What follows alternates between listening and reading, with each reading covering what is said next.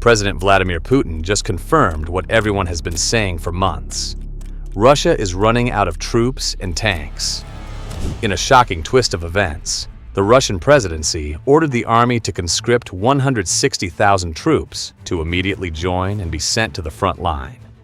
This will take the current Russian army to a standing total of 2.4 million, with about 1.5 million actively battling on the front lines. Now, Russia is slowly losing tanks as well, and this war might end prematurely for the aggressors. So, what does it mean going forward? Let's unpack this shocking revelation. In a recent article published by Militarny, an article surfaced containing research done by Vishan military and Resurgam platforms.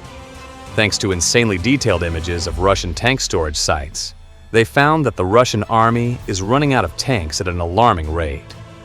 These images dive deep into the Russian restoration process, revealing that these processes have dropped considerably since the start of the war. You see, Russia only has a limited number of active tanks. Even though they claim to have thousands, many of these are still older Soviet-style models like the T-55 and T-62. When war strikes, the military recalls some of these tanks from storage, which is then reconstructed and upgraded to a modern standard before adding them to the front lines. This process has dropped significantly in recent weeks, with estimates saying it has dropped roughly 4 times lower than it was in early 2023 and even 2024. The research suggests that throughout the war, Russia has already withdrawn a whopping 4,000 tanks from storage to be refurbished and sent to the front lines. But this number has dropped significantly. Now that this number is slowly fading and has been almost halved, it begs the question of, does Russia still have any tanks left? Or are they merely running out of functional units? What this has led to is Russia relying on tanks that were set for decommission. Basically, tanks that are deemed no longer useful and could be given to museums or just used for spares. Instead of allowing the decommissioning process to run its course, Russia is now trying to restore these tanks to add them to the front lines. It doesn't seem to be working.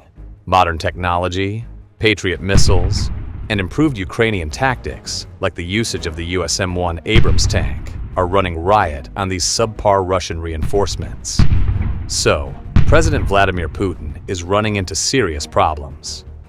Further research suggests that Russia has more than 3,400 tanks still left in storage, with a little more than 1,000 of these in armored vehicle plants.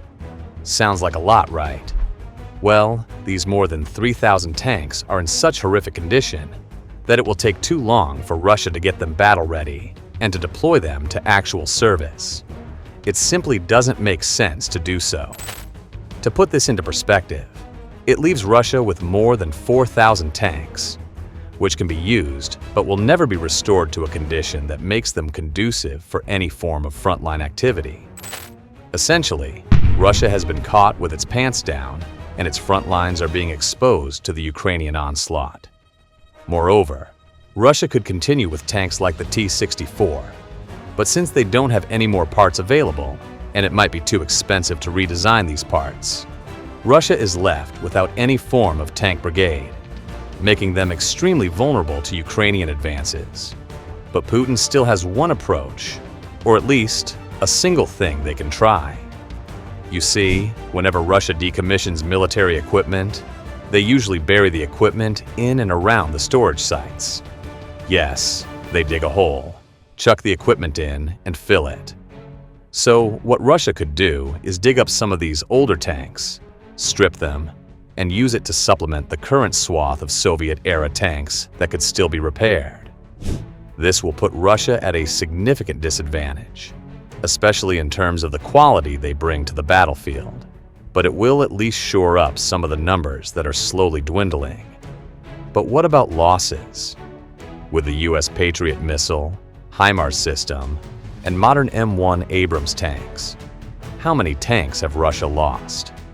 It's quite hard to figure out, but recent estimates suggest that Russia has lost a whopping 10,496 tanks. This is according to the Ukrainian Finance Ministry, but figures could be much lower if you prefer reports from the Kremlin. Essentially, both parties are trying to control the narrative. But if this number is correct, it essentially means that Russia loses about 3,500 tanks annually, far more than they can produce or even currently restore. So, Russia has a massive tank problem, and it will not get better anytime soon. But the bigger question is, why didn't Russia plan for this? Or has the Kremlin miscalculated? War generally takes place in two forms. By looking at the initial few months of the Russo-Ukrainian War, you will notice that Russia employed a blitzkrieg tactic. This tactic, made famous by the Nazis during World War II, was quite handy. It involves using overwhelming force to gain as much ground as possible, and perhaps even overrun enemy defensive positions. Unfortunately, it doesn't always work, and on many occasions, the blitzkrieg tactic falls flat, and trenches are established. Once this happens, the war switches to a war of attrition, which is the more conventional way wars often play out. The aggressor, or stronger party, will draw out the war for as long as possible, trying to have various things play out. First of all, the longer a war carries on, the more it affects the local population. The idea is to have them get tired of it, and perhaps force the government into a local peace agreement. This is precisely what the Russians had hoped for since the start of the conflict. If Russia can make the citizens feel enough discomfort, they might accept the situation and force President Zelensky into taking a peace deal. However, the support from the West and recent Ukrainian advances in Kursk has all but destroyed this hope for the Kremlin. Secondly, the aggressor wants to drain the opposing force of all resources. This could be slowly chipping away at military equipment and forcing them to expend their own reserves. Once the weaker nation runs out of defenses, they are forced into an agreement, or they will be overrun. This is the second part of Putin's plan, but it didn't pan out this way. Unwavering support from the West, or at least the European Union, has meant that Ukraine never carried this risk of running out of equipment. They were constantly reinforced. With the Trump administration taking a more aggressive approach, this might actually work out for Ukraine. But no one believes that the rest of NATO would allow something like this to happen. Finally, the financial destruction of a country. All three of these points correlate with the first, but they are individually looked at when approaching a war. Russia has gone through these phases in their war of attrition, even hoping that NATO will grow tired and finally just give up on Ukraine. This isn't working. Once a Ukrainian tank falls, it is supplemented by another. On the other hand, Russia doesn't have the luxury of new tanks arriving on its shorelines each week. They mainly depend on small arms and drones coming from countries like Iran, and possibly even China. However, Chinese involvement has not been directly confirmed. In layman's terms, it means that the current path taken by NATO, regardless of how hard it might feel, is working, and the war of attrition is slowly becoming a problem for Russia. Moreover, widespread economic sanctions are further contributing to the problem. The Russian economy has not been doing well, with the central bank projecting a 7 to 8% inflation rate for 2025. Yes, this means that inflation is getting out of control, and the average citizens are paying the price. Instead of this happening to Ukraine, it seems like the war of attrition might be a Russian problem that's currently backfiring, and it will come back to hurt the economy and the average everyday citizen. But this is not the only problem, and there is something even worse brewing on the Russian front lines, something that even makes tanks useless. Even if you have thousands of tanks, not having troops to operate or support them leaves you extremely vulnerable, and this is exactly what is currently happening in Ukraine. Russia simply doesn't have the manpower to continue such a large-scale invasion. On April 1st, news broke that President Putin had ordered the Russian army to conscript at least another 160,000 troops. This will force men aged between 18 and 30 to apply for military service and be directly put on the front line. Russia believes it will plug the problem and allow the war of attrition to continue. But let's break it down. Russia has more than 2 million troops, with about 1.5 million in active service. These troops are actively working in either Ukraine or they are deployed somewhere to fulfill a military duty.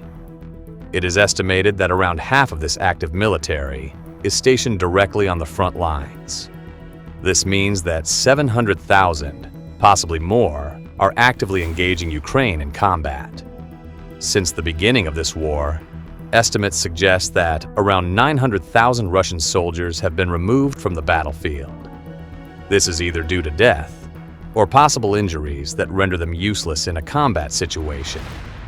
Russia had to replace these troops, meaning they had been burning through conscripts rapidly. On March 8, 2022, Russian President Vladimir Putin promised the public that no conscripts would be sent to the front line. But everyone watching the video knows that this was a lie. On at least one occasion in April 2023, Russia ordered conscription of men between the ages of 18 and 30. It turned out that President Putin needed an additional 300,000 troops. The order was met with a lot of criticism and frustration. Moreover, Russia proceeded with this, and reports surfaced of untrained troops being sent to the front line as what would be considered as cannon fodder. Yes, these troops were merely sent to shore up the numbers and not to make any significant gains on the battlefield. Many of these untrained troops account for some of Russia's biggest losses to date. After a lot of backlashes, President Putin turned to his North Korean counterpart for help. In mid-2024, reports surfaced of about 10,000 North Korean troops being sent into the meat grinder. They were stationed mainly in the Kursk area as a way of trying to overrun the Ukrainian assault. Unfortunately, these Ukrainian special forces were far better trained and would decimate the new troops. Deaths on the battlefield continued to mount, and just a few days ago, President Putin ordered the conscription of 160,000 new troops, without specifying whether they were meant for the front lines. This brings the total of the Russian military to a whopping 2.4 million troops. But there's another problem. You see, numbers alone will never make it work. These troops need to be effectively trained and armed for combat. But Russia is running out of time, and more importantly, military equipment. More reports have suggested that these conscripts often find themselves with cardboard vests instead of bulletproof. They are given old AK-47s, and their time spent training is just a fraction of what soldiers had to endure before the war. Essentially, they are nowhere close to being ready to face the battle-hardened Ukrainian military, not to mention the advanced military equipment sanctioned by the EU and NATO. As the media would suggest, they are shipped off the meat grinder, allowing Russia to continue its war of attrition. This causes more distrust in the Russian government, leading to public outcry. The approval rating of President Putin has significantly changed throughout the war. It is still around 87%, according to recent estimates, but not a lot of people approve of Russia's actions against Ukraine. In fact, many Russians have families and friends who are being affected by this Ukrainian war. Moreover, U.S. sanctions against Russia have nearly crushed the Russian economy. As mentioned earlier, the citizens are bearing the brunt of this invasion. This means that many don't want the war to continue, and they'd much rather have peace and have economic sanctions lifted. But it is about to get a hell of a lot worse for the Russian president. With the recent peace agreements in Ukraine failing and both sides violating initial ceasefire deals, the United States president has finally turned on his Russian counterpart. On March 30th, talking from Air Force One, Trump voiced his anger at the Russian president, further threatening tariffs. But Trump is not playing around. The U.S. president has called for sanctioning anyone who dares buy Russian oil. This will significantly drain the Russian economy, further weakening its expendable funds to use in this war. Should they manage to do this, Russia could follow the same path Iran had followed in Trump's first term. The Iranian economy completely broke down, sending inflation into the sky and leading to widespread poverty. This is precisely what the U.S. president is threatening, and it will significantly impact the citizens, who will find themselves with nothing. Meanwhile, the Russian war machine will slowly be reduced, leaving more and more gaps in the front line. Russia will essentially need to choose where it can station troops. With the Ukrainian attack on the Kursk region, it means the Kremlin will need to divert troops from elsewhere. Leaving all these gaps will essentially destroy the Russian front lines and allow Ukraine to proceed. If this happens, and the US does impose these sanctions, it will likely destroy the Russian economy. Putin will need to rethink his plan, and the leverage he currently enjoys might fade. The best course of action is for both Zelensky and Putin to perhaps sign Donald Trump's peace deal, avoiding even more catastrophe in the future. But the Russians will never just accept an American deal, and this has a whole lot of ramifications for the rest of the war. Moreover, Ukraine will certainly enjoy it if Russia begins showing any weakness. At the moment, this war is currently about the narrative. Both parties are trying to share a narrative of control, but it seems like the real power is in Washington. Russia needs to have a deep, hard look at the current situation. At the current rate, Russia is burning through its military forces at a much faster rate than it had anticipated, and this will inevitably spell doom for the future. With Russian forces dwindling and Putin ordering new conscription, it is interesting to see what you think of this development. Will you allow your 25-year-old to join the battlefield and become cannon fodder? Make sure to let us know in the comments below and subscribe to our channel for your daily military report.